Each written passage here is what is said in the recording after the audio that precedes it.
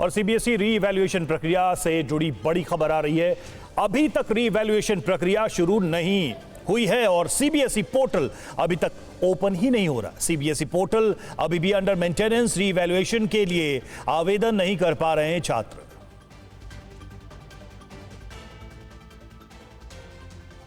शालिनी वाजपेयी हमारे साथ इस वक्त जुड़ी हमारी संवाददाता। शालिनी, ये तो बहुत ही चौंकाने वाला मामला है, हैरान करने मामला। इतनी तैयारी, इतनी घोषणाएं और इतना दबाव होने के बाद भी ये स्थिति है कि अभी तक री इवैल्यूएशन प्रोसेस शुरू ही नहीं हुआ, पोर्टल ओपन ही नहीं हुआ।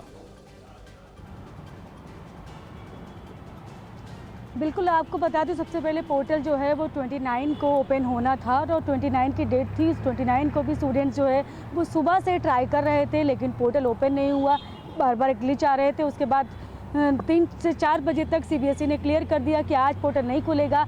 1 जून की डेट दी गई। उन्होंने कहा कि हम पोर्टल को और ठीक कर रहे हैं, व्यवस्थित कर रहे हैं अब, ताकि कोई भी टेक्निकल ग्लिच ना आए, इसके लिए हम इस पर काम कर रहे हैं और 1 जून को खोलेंगे। लेकिन अब जब भी हम पोर्टल खोल रहे हैं तो इसी तरह से जो मैं आपको दिखा रही हूँ वो फिलहाल इस तरह से लिख कर आ रहा है। आप देख सकते हैं, साफ बोल रहे हैं कि site is under maintenance and will be available सून। तो अवेलेबल सून कब, ये कहीं से कोई भी इंफॉर्मेशन नहीं आ रही है। तो इस तरह का वेबसाइट जब भी हम खोलते हैं इस तरह की चीज़ें लगातार शो कर रही हैं। तो सुबह से वेबसाइट जो है वो मेंटेनेंस में, कब तक इस तरह से पोर्टल नहीं खुलेगा कोई जानकारी अभी सीबीएसई में नहीं दे रहा है। लगातार सीबीएसई से बात करने की कोशिश कर रही हूँ, लेकिन वहाँ से कोई भी जवाब देने वाला नहीं है। स्टूडेंट्स परेशान हैं। आप सोचिए कि बहुत सारे स्टूडेंट्स को आगे नीट की तैयारी करनी है, क्योंकि नीट यूजी का एग्ज़ाम है 21 जून को से, और सीयूईटी के आगे प्रोसेस के लिए उनको भी एग्ज़ाम भी देना, अभी कुछ एग्ज़ाम बाकी हैं, उसके लिए भी तैयारी करनी है। लेकिन यहाँ पर स्टूडेंट्स फंसे हुए हैं इसी सारी प्रोसेस में। एक तो पहले कॉपियों को लेकर तमाम तरह की